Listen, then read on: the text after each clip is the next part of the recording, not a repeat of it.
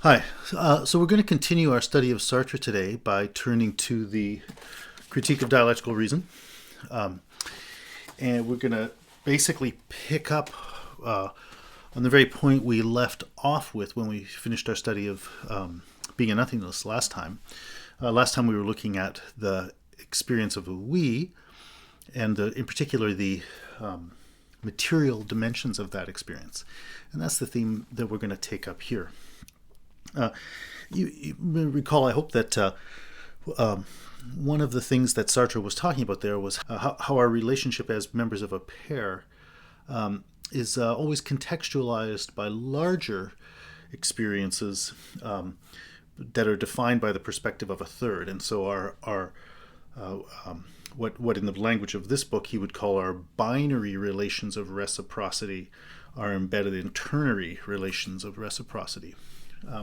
And that's the theme we're really going to pick up on here. And so I want to begin by just thinking about an example. I want you to imagine strangers meeting at a bar.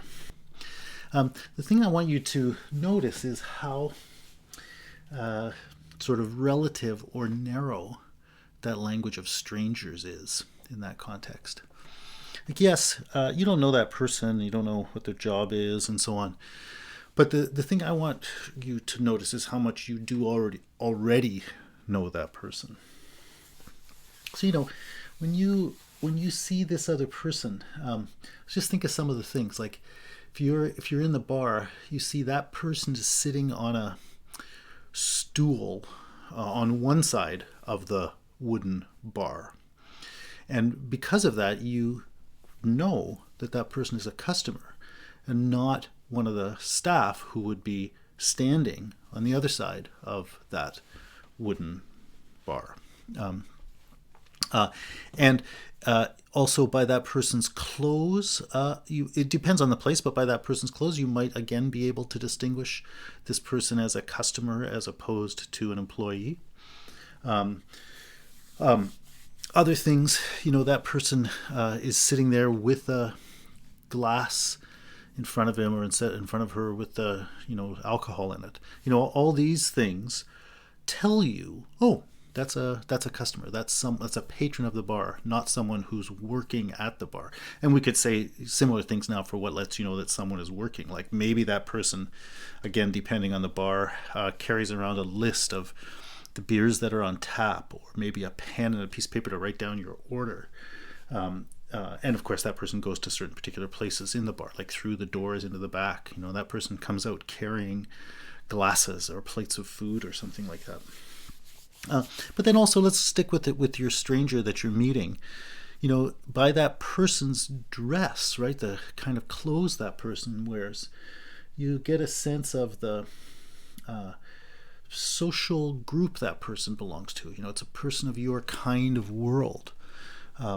As opposed, like maybe it's like that's clearly sort of a hip downtown person, not some somebody from the suburbs who doesn't know how to look and behave downtown, or not a visitor from out of town or something like that. People communicate an awful lot by their clothes, and you might get a real sense of whether this person sort of belongs to your sort of social group. You'll get a sense of that person's level of wealth or affluence, again by the clothes, by the jewelry, and so on. And then even things like haircut. Like the person's hair is a natural thing, but their styled hair is not a natural thing. That's another cultural product, and that also will communicate various things to you. And think about what you're going to do with that person. Like maybe this is probably less true in 2020 than it used to be, but it still is probably significantly true that people who have a ring on the third finger of their left hand are indicating by that they're married. And so you might very well look to that to see whether this person is married, which could mean two things. You might be trying to figure out whether the person is eligible for your advances, or even if you already have a sense that the person is open to that, you might think, I'm not sure I want to get involved with this person if he or she is already married. But so you have a kind of grasp a pretty significant sense of who that person is that comes from the presence of that person in the bar, sitting on the stool, drinking from a glass, wearing these clothes, having or not having a ring, and so on. In fact, I didn't mention that first one at the beginning, but I'll go back to it, right? That person is inside the bar, right? That's already a different meaning than just somebody walking down the street. So I want you to think about from all of these material conditions, how it is that you already know something about that person. And in this case, you basically know that it's the kind of person that it, might make sense for you to go up and try to meet in the bar. So yes, of course, that person is a stranger in the familiar sense of that you haven't, as it were, actually met in person. But there's a very high degree of, so to speak, already having met that is accomplished experientially for each of you by the just sort of material presence of each of you. And so in light of that, I want to read this first quotation. This is from page 109 of this translation. And this is the beginning of what's called here section 3, reciprocity, exploitation, and repression. If you get the French, you'll see that there aren't any of these chapter titles or anything in there. They're the work of the translators to try to make sense of a somewhat unruly text. But anyway, so let's begin here though. In 109, Sartre says, but let us go back to the binary formation, right? The pair, the reciprocity, which means experiences of, shared experiences of a we, but now at the level of two people. He says, we take it first, the binary relation first, because it is the simplest, but we must not lose sight of the synthetic ensemble in relation to which it defines itself. Right? So the point he's going to make here is that relationship always comes in the context of a kind of organized situation. And as we have seen, that is not something that can come to men from outside, or which they can establish between themselves by common consent. Right? On the contrary, we define ourselves, the couple defines itself in relationship to an already established situation. Regardless of the action of the third party, and however spontaneous the mutual recognition of the two strangers who have just met may seem, as in my example, it is really that meeting, that couple, it is really only the actualization of a relation which is given as having always existed and given as the concrete and historical reality of the couple which has just been formed. Right? So that's the point I was just trying to make, that when this new couple comes into being, it's really not absolute strangers bringing a relationship into existence out of nothing.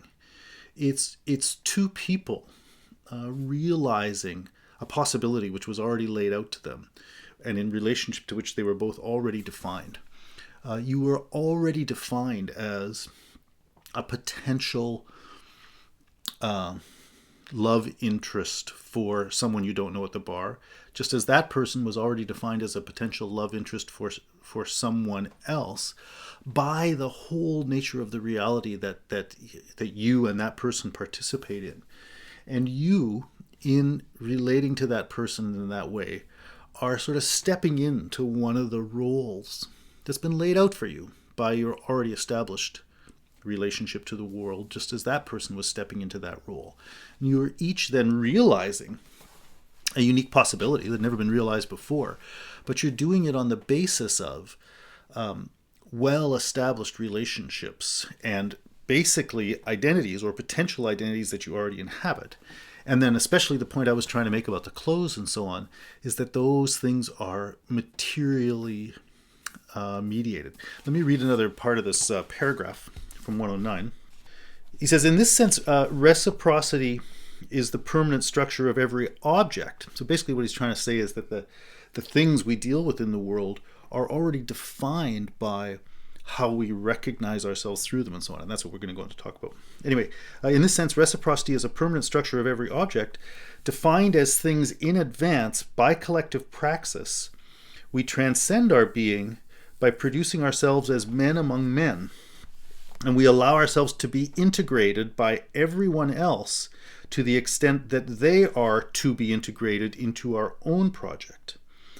So basically, he's saying there that the very way we enter into this thing is as people who are to be experienced as sharing a world with each other, and we live out of a sense that that's how we're going to be defined, and we live out of a sense that that's how we're going to experience those others. We're all oriented towards realizing a kind of a coherent experience through each other, right? And that sharedness has already happened just insofar as you even recognize yourself as a person in the presence of other persons, right? That's already a having been recognized, right? Anyway, he said, so we allow ourselves to be integrated by everyone else to the extent that they are to be integrated into our own project. And since the historical content of my project is conditioned by the fact of my already being amongst men and being recognized by them in advance as a man and of a certain kind and milieu, with my place in society already fixed by meanings engraved in matter, reciprocity is always concrete. So that little paragraph I just read, like that's basically the point of what I'm going to talk about today. I'm just going to explore it a little bit.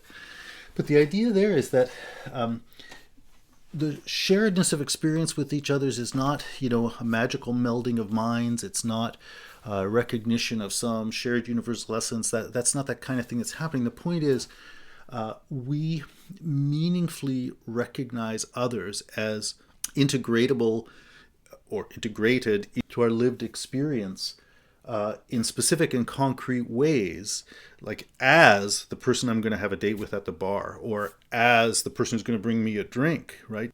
We have a shared experience by living out out of the concreteness, living out of the specified roles and relationships and behavioral demands of our particular ways of interpreting ourselves and others. And so we recognize each other to the extent that we slip into those meaningful relationships that are themselves defined and mediated materially. So I want to carry on with that theme of materiality, but to get that, I want to pick up on this notion again of like, what it is that you're doing in any particular case, right? You're trying to connect with this person at the bar, or you went out for an evening, or you're at your job or something, right? You're always engaged in some particular activity that is how you're currently, carrying out your life. So your action is, that in that sense, always, to use the kind of language he uses, transcending your situation, in that you're going beyond the fixed form in which your world was handed to you, and you're making something new come about through your action. And that action involves, some kind of material redistribution of the world. Like you're at a minimal level, you're going to move the mass of your body from this spot over to that spot, or you're going to move the liquid in your cup from the cup into your digestive system or something. But you're always doing stuff, and it's by activity that you realize your projects. And those activities themselves are realized through the material transformation of the world. But it's also not just that moving of material is not just sort of quantitative redistribution of indeterminate matter. It's not like that. Our projects are carried out through instruments, through tools, and so I use something like the coffee cup to get my drink of coffee that I want, right? But notice that coffee cup is a piece of the world that already has had action put into it, right? I had to make a coffee cup by taking, well, I didn't do this, but somebody did. Somebody took some dirt, I guess, just some clay, and mixed some water with it to make the material they could then put in the mold of a cup or spin it on a potter's wheel or something like that, and then fire it in a kiln after they've glazed it or whatever. Like the cup is various things in the world: clay, water, whatever paint or glaze is made out of, heat, from the fire. Like those things are put together to make this thing that I now use as my tool for moving a certain liquid from here to there, right? So, our actions generally speaking, are relatively sophisticated. They're not just me moving a little bit of dust from here to there. Our actions generally are mediated by tools, and a tool is itself a piece of the world that was sort of pulled out of its relationship to the world. So I had to negate the existing form of the world to make this new thing that I could then bring back to work on the world to try to bring about a more a situation in the world, a new unification of the world that is more satisfying to me. I want to read you one quotation about that where he more or less defines what a tool is. This is back on page 89. At the very beginning, he says, man, who produces his life in the unity of the material field, is led by praxis itself to define zones, systems, and privileged objects within this inert totality. He cannot construct his tools without introducing partial determinations into that unified environment. Thus, he sets himself in opposition to himself through the mediation of the inert, and conversely, the constructive power of the laborer opposes the part to the whole in the inert within the natural unity. It follows that negation becomes internal in the very milieu of exteriority. Anyway, that's him saying basically that same thing I was saying, that we basically have to enter into the world, negate its existent form by pulling something out and saying, we're going to take this privileged thing and do something with it, and perform various kinds of operations on it to turn it now into a material reality that we can use to interact with the remaining material reality of the world to bring about a more sophisticated kind of relationship to the world, or a more sophisticated living environment for ourselves than was there previously. You know, to make a house, you set up part of nature against nature. To make a yoke for a ox, when it's going to plow the field or whatever, you set up a part of nature against nature, right? You take some tree and set it against the ox's neck. But to do that, you had to go to the tree and take a blade against the tree to bring it down, and another blade to take the bark off, and another blade to put some holes in it, and so on, right? You had to constantly be taking one kind of material out of its inert context and saying, this is now going to be my special tool for doing something. And then you turn that against some other part of nature to turn that into some new kind of specialized object, right? And these are all, in a way, they're positive things in that you're making a tool, but they're all negations. They're all taking the existing thing and negating its form and turning one thing against another, right? And so the positive developed relationship, which is a tool, is kind of the stacking up of a series of negations and sort of embedding them into that thing. And so now you have a yoke. Notice again, though, that the yoke, in the case of the thing you're going to put in the ox or whatever, it's just wood, or wood with leather around it or something like that. If all the people died, or if you just abandon it, it's again just wood. It just reverts back to being that kind of inert material that's simply going to be defined by the mechanical and chemical forces of sort of nature in itself, so to speak. But as long as you are involved in the activity of farming, your project keeps that thing defined as a yoke, right? And so that yoke has an identity. That tool has its tool identity by the way that your project carries on the holding together of that systematic set of relationships in the world in a kind of integrated way that lets that series of negations, that series of human interventions, define what that thing is. Way back on pages 45 to 47, Sartre talked about totality and totalization. And there he talks about that way that, I won't quote it right now, but it's quite good. There he talks about that way that a kind of unity, a synthetic unity of this totality, of this plurality of things that constitute our reality is that unity that is held together by an ongoing activity of letting it be a one, right? But it doesn't have a unity just in sort of a given way. It's a unity or a totality, like an integrated whole in and through our ongoing enactment of the practice that lets it be that identity. And so, your ongoing of practice is both supported by those tools, the yoke that holds the ox, that allows you to force the ox to pull the plow that cuts into the ground and so on, so you can plant stuff. Your ability to farm relies on those tools, and their existence as tools, it only happens insofar as you continue to be involved in that project of farming and so on. So the continued ability of those tools to support you depends on your continued enactment and realization of that project and so on. Anyway, I just wanted to read you those quotations to get you to think about what a tool is and to think about how our developed activities depend on tools.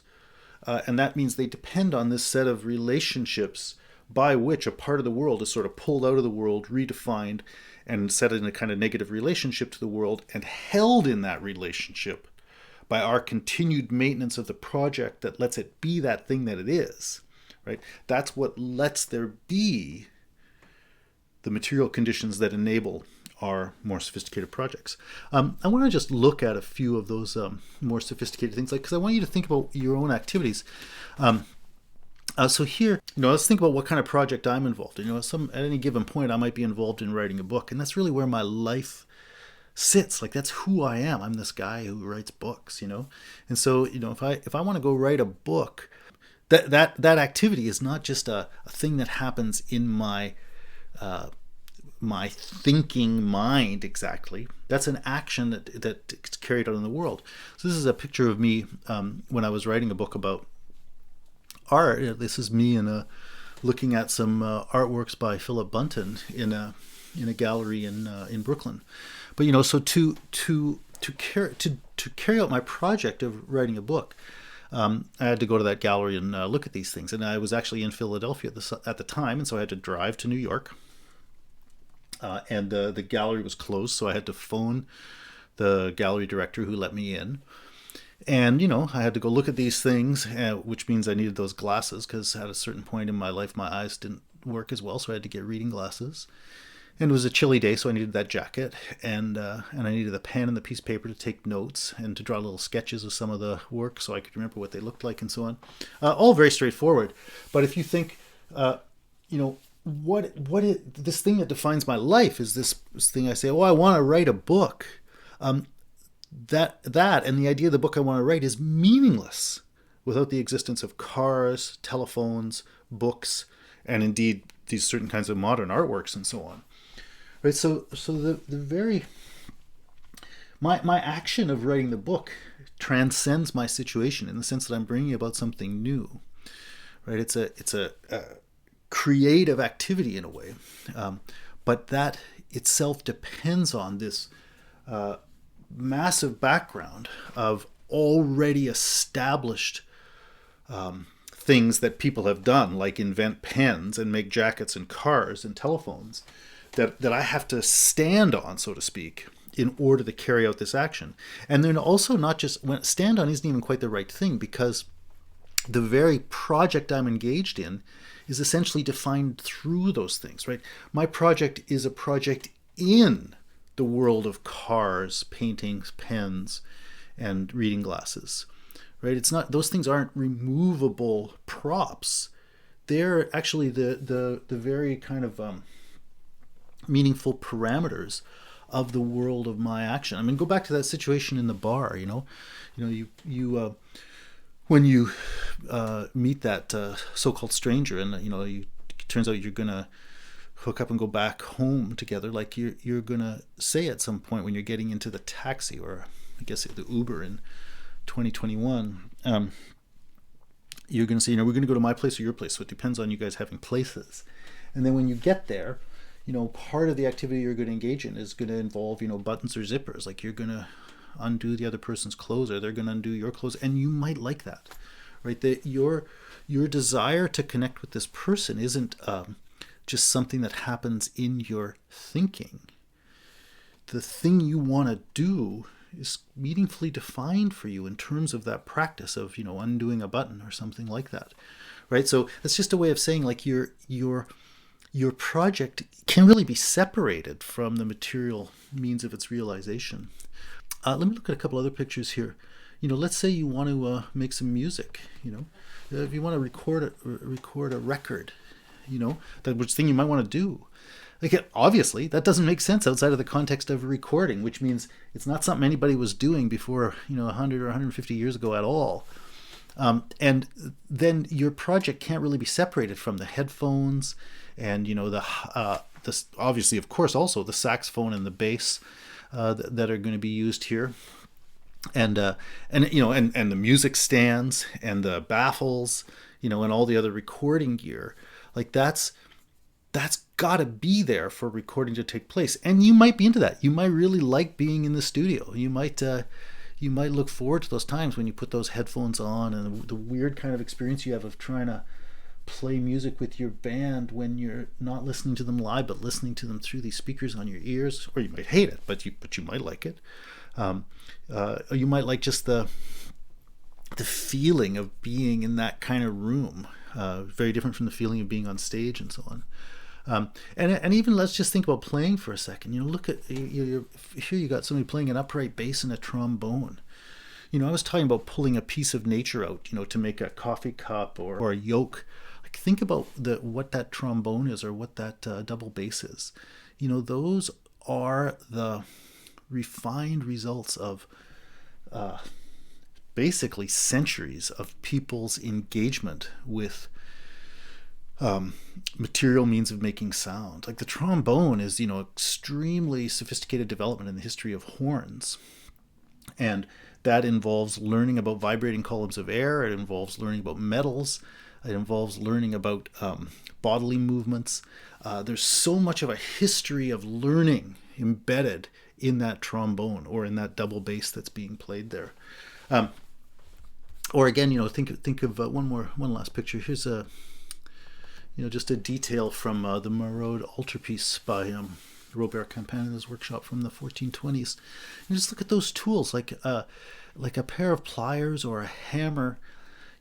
Those things, again, carry within them a history of human interaction with their natural environment to gradually find ways of embodying the practices that they want to engage in. Right? And so, a hammer is kind of like congealed or crystallized human action, or the history of human action. It's human action now in a kind of inactive form. It's kind of like the passive form of human action. It's human action congealed into an instrument that someone else can now use and work with. So I just want to then give you two terms. So on the one hand, we individually and collectively are involved in practices, in the creative transformation of our environment. We'll call that praxis. But our praxis, that way that through our freedom we transcend our situation to bring about a new situation, a new organization of our world that we're more satisfied with, that praxis always depends on a hexis, which is to say that way that a history of human action has become established. And that establishment exists in the form of materials, the congealed history of human action in the form of the instrumental context upon which and through which we realize our creative projects. It's that relationship then between praxis and hexis I want to say a little bit more about. And I should just say Sartre uses those two words. You'll see in this translation that you'll get hexis instead of hexis. And you find that in the French text too, not just in the English. I don't know whether that's Sartre's failure to read Greek and not know how to transliterate Greek letters, or the original publishers. But the Greek word that he's trying to refer to when he says hexis is actually hexis. So I'll just, I don't want you to, anyway, so I just mention that so that you're not confused when you see the text. Anyway, it's this contrast of praxis and hexis that we want to talk about. So I want to just read a quotation about that, and then we'll move on to look a little bit more at that relationship. So now, this time, I'm going to page 122, and I want to read something that should more or less summarize what I've been saying. Pure non-human inorganic matter is governed by laws of exteriority. But if it's true that matter affects an initial union between men, this can be so only to the extent that man has already made a practical attempt to unify it, and that it has passively received the seal of that unity. Right. So the point there is just that the materiality that makes possible and that facilitates that that is the medium and condition for our experiences of reciprocity, or shared experience, is always a material that we have worked on, that we have transformed. And that's what we were really just talking about. But let's continue there. So in other words, when he says it is passively received the seal of that unity, he's going to use that language of seal again in a couple of spots. Anyway, in other words, a passive synthesis whose unity conceals a molecular dispersal conditions the totalization of organisms whose deep bonds of interiority cannot be masked by their dispersal. Yeah, so there's an interesting opposition there. Like, pure people are in a certain sense dispersed. We're all separate from each other, and yet we live on the basis of kind of being inside each other. So there's a shared interiority to our experience that can't really be masked by the fact of our apparent dispersal. On the other hand, we unify the world and make it a kind of the fabric for our interaction, and hold it together in a unity, and that in a certain sense conceals the dispersal and the inherent exteriority of that natural material, right? So there's kind of a dispersed thing that's brought to unity in our shaping of a material culture, and there's a kind of unified thing that appears dispersed, which is the multiplicity of people. So then he says, as we shall see later, the inert totality of worked matter, which, functioning as an inert universal memory, records and conserves the forms impressed upon it by earlier labor, is the only factor in any given social field that allows every particular historical situation to be transcended by the total process of history. So it's only because we have established this kind of unified platform for being together that it's possible for there to be a human history, that it's possible for humanity, for human culture, for human civilization to do things and to move, right? And so in that sense, going back to the earlier paragraph, this synthesis therefore represents the material condition of historicity, right? This is what lets us build upon ourselves and do new things, right? So that part of what I've read is kind of then a summary of the point I was trying to make before. But now he's going to say a new thing, and that's the next point we want to go on to. So he says, at the same time, that material basis is what might be called the passive motor of history. So first of all, it seems like he's saying it's the motor. It might be the thing that drives it. That seems funny. But also he calls it the passive motor, and you wouldn't expect those two words to go together, right? So that's what we're going to now look at.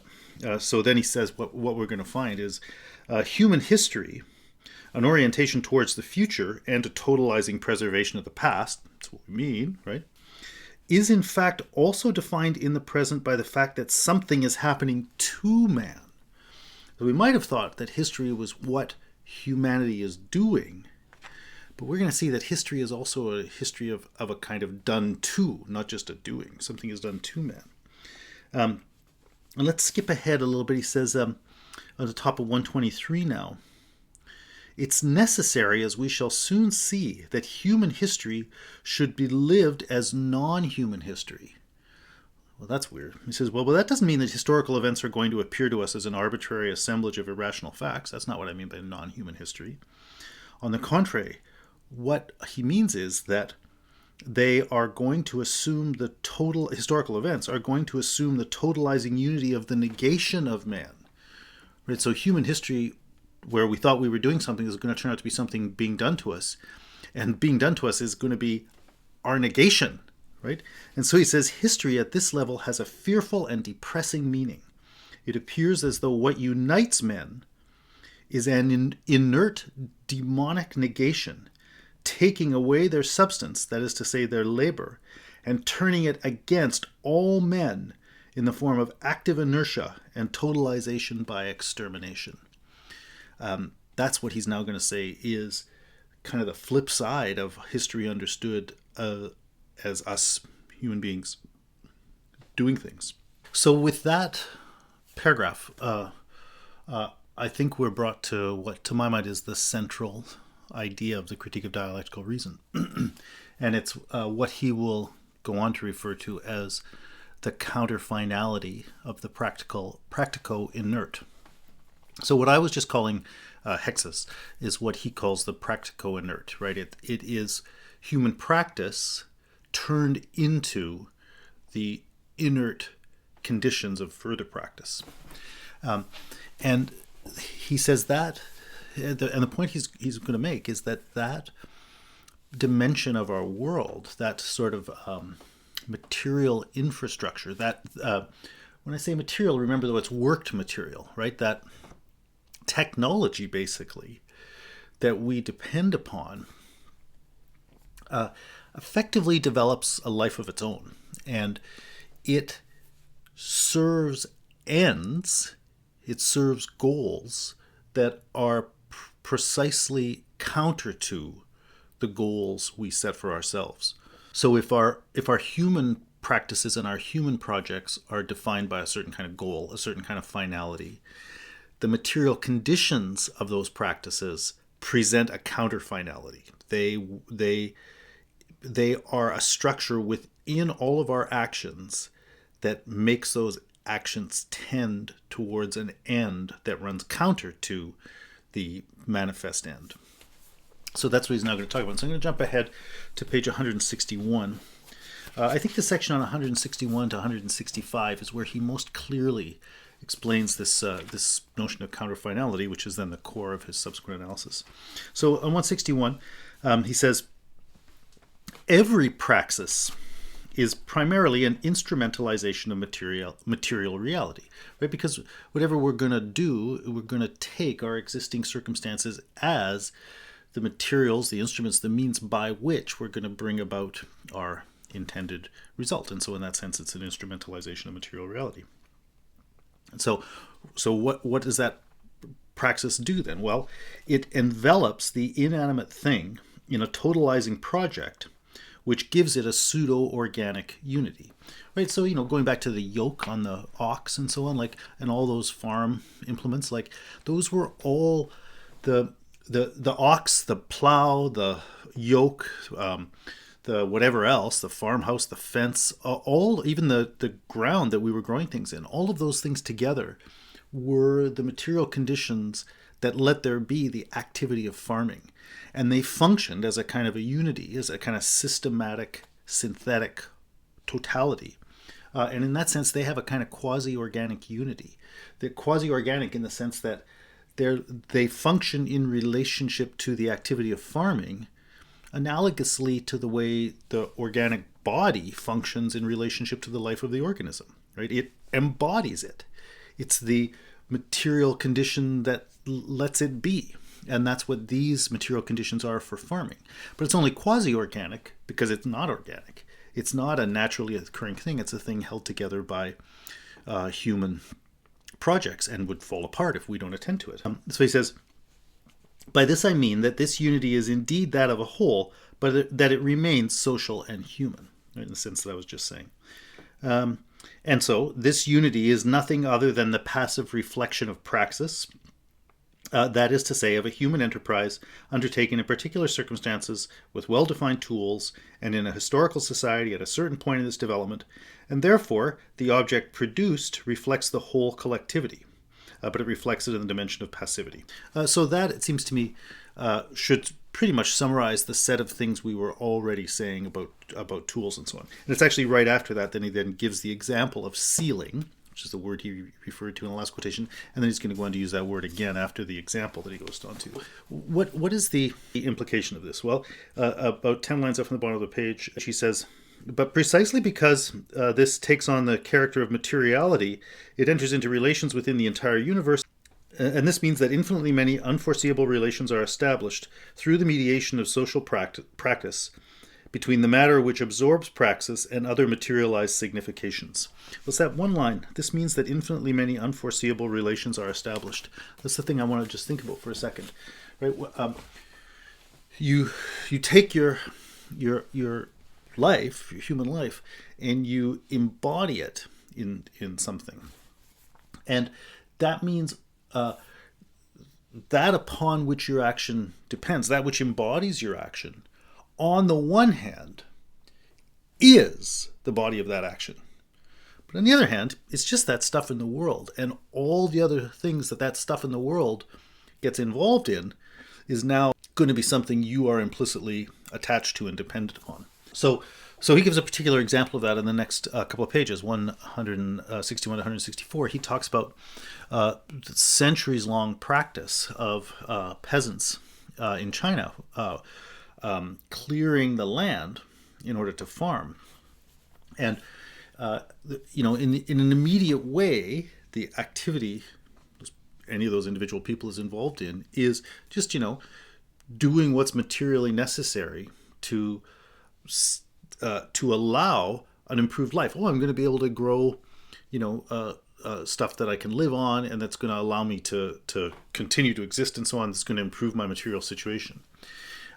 But he says that consistent practice by, massive peasants over centuries, like it's a whole lifestyle, resulted in the massive deforestation of the Chinese landscape. And that has material consequences. Material consequences, among other things, in the forms of flooding and so on. Like he says, you take away the trees and the loess, the airborne earth sediment can't be held on the mountains, and so it just blows away and so on. And the whole problem of the environment is one of incredible erosion.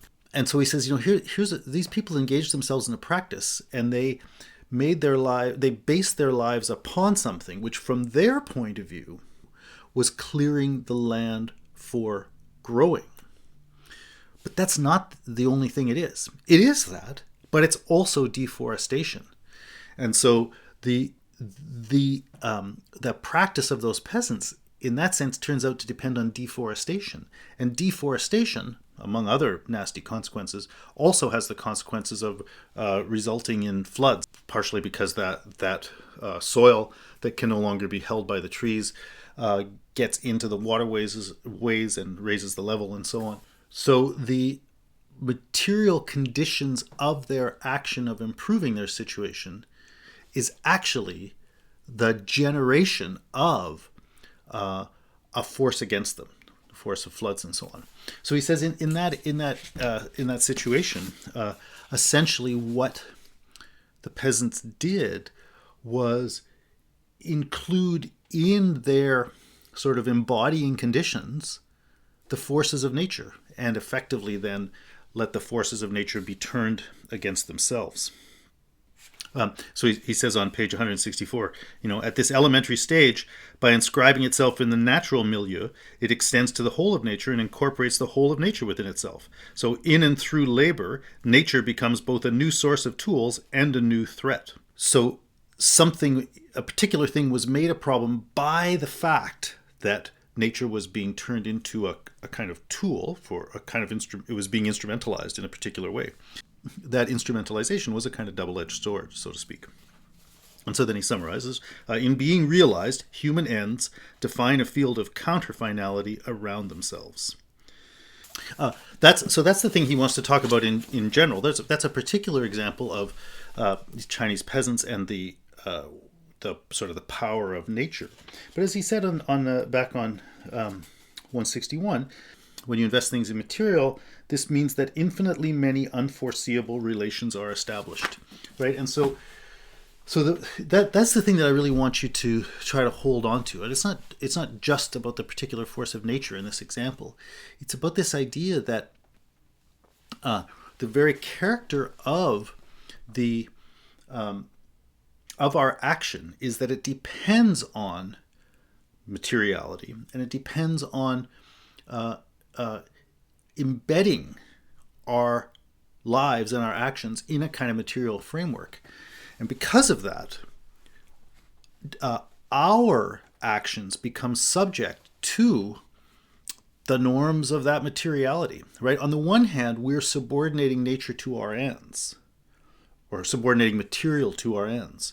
On the other hand, we're harnessing our ends to materiality and all of its vicissitudes. And there are, as he says, infinitely many unforeseeable consequences. I would like you to think of a particular structure that I think helps to bring out that same kind of dynamic that he's talking about. Think about what happens when you write music. You write a song and you have a sense in your mind of how it should sound, and you get your bandmates to play the song, but they don't play it the way you had in mind. So you might dislike that. You might be grumpy about it. But there's a way in which what they're doing is legitimate. Like, once you've written that song, it can be played in lots of different ways, and they're taking it up their way, and it doesn't give you exactly the thing you wanted, but what they're showing you in a way is that song has a kind of reality of its own, and once you've brought it into being, its norms hold sway, not the norm you were turning to when you tried to subordinate it to your ends. Right? And so, if you record a song, you might record a song that you thought was, you might have had a target audience in mind. You thought it was for progressive university students. And it turns out, a super conservative politician adopts that song as a campaign anthem. Right? And you might think, I didn't want my song to be used for that. Yeah, too bad. Once you brought that thing into existence, it has a kind of life of its own. Right? So those points about the song don't immediately bring out the material dimension so much, but they bring out just the basic idea of counter-finality, right? The idea that you institute something, and it now exists, and it isn't defined solely by the project you were involved in, out of which it was born. So, think back to that image of the trombone and the bass. Those are instruments that are the product of, the refined products of human praxis. They are human musical aspiration turned into metal and wood, and so those instruments come about to make possible the attempts people are making to make these great musical creations. But once they exist, things go a little bit differently, right?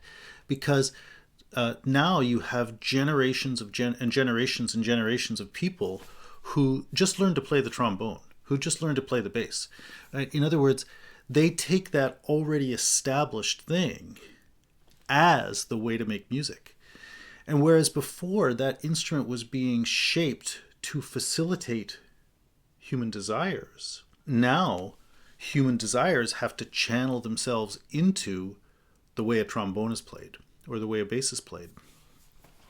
And so, you would see that if you think, well, people start to write their music around, what a trombone can play, right? Rather than writing what needs to be heard, the limitations of the instrument become the thing that dictates what can and can't be played.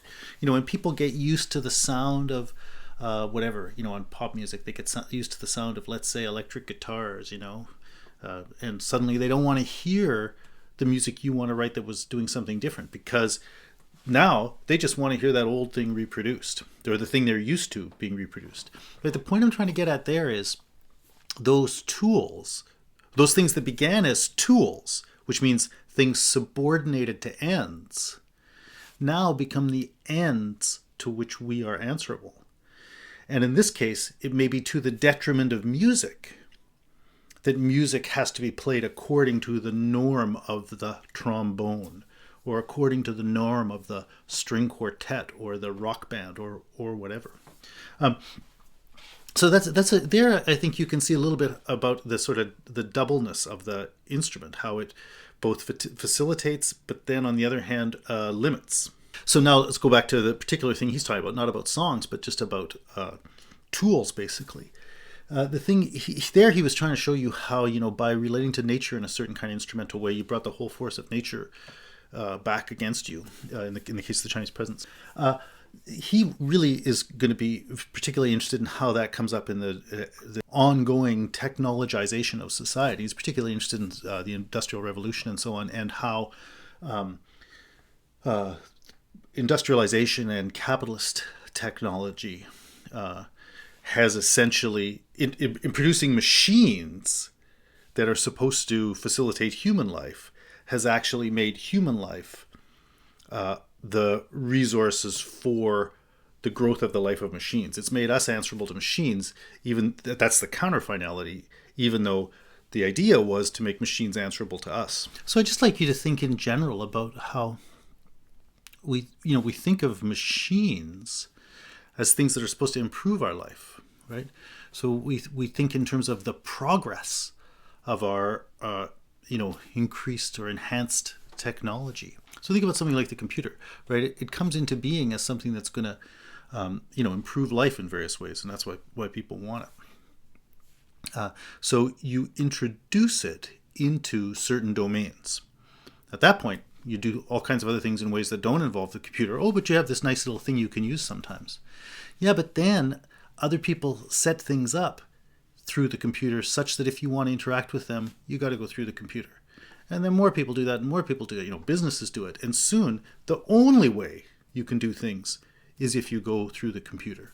And so, whereas initially it seemed like that was going to be a nice add-on to your life that made lots of things better, soon it is the thing to which all practice has to answer. And,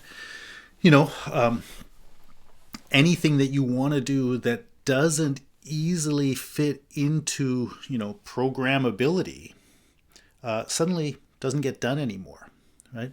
And so the machines that initially begin as means for our ends become that to which we are answerable, right?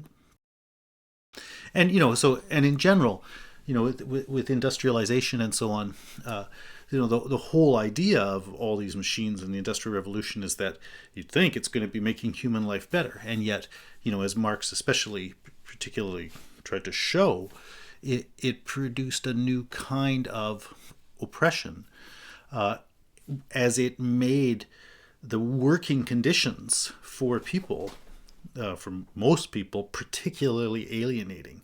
The machine became something we have to conform ourselves to as employees for the sake of the enrichment of, a few, rather than being something that's making our life better. Right? We're not going to talk about that in any detail. I really want you just to grasp that idea that we are, in a way, inherently, you might say, a kind of a technological being. Right? The very nature of our action, because it's free, is that we're always involved in the transformation of our world. And that means the instrumentalization of material reality, which means the developing of tools and so on. And that is it's not just an individual action, right? This is a thing that happens at the level of the larger we, And that means we in our individual lives are always living on the basis of this history of the embedding of human society in the material means of living, which is to say our technology. And that means our ongoing transcending of our environment is always paired with the congealed history of that. That praxis is always paired with the hexis that it is in a way always working to, it's working on its own terms, and it is a force that makes us subordinate to it, even as it was essentially brought into being for the sake of being subordinated to our projects. And that's basically what this book is about. I think this book has a pretty unfortunate title, The Critique of Dialectical Reason. He could have called it something like Freedom and Technology or something like that. Like, that's really what the book is about. He called it The Critique of Dialectical Reason because he's very wrapped up in an argument about method that he's making, rooted in his own interpretation of especially Hegel and Marx. And it's none of which I find very interesting or compelling. But the book is really about the history of technology, right? As we move on from here through these chapters, what we would see would be the study of all kinds of particular developments in the history of technology, and how, whereas we thought we were making machines answerable to us, we've effectively made ourselves answerable to these machines. And he tries to show how it is the reality brought into being by the machine that then shapes the human reality. So what I want to do today was really just to introduce that idea. To introduce this idea of the material mediation of our relations of reciprocity, and hence all of our relationships. The idea that insofar as it becomes collectively instituted, becomes the material conditions for history, but then how that also means there is a counter-finality to those very material conditions. That is to say, they have a life of their own which runs counter to the ends that we are actively trying to pursue and realize. And I just want to read now one part of a paragraph from 183 just to capture it, to summarize that and capture it. He says, this is about 10 or 11 lines down on 183. In the most adequate and satisfactory tool, there is a hidden violence, which is the reverse of its docility.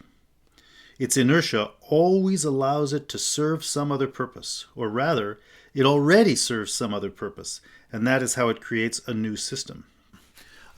So that's the basic idea of this, the sort of duplicity, the demonic duplicity of our tools.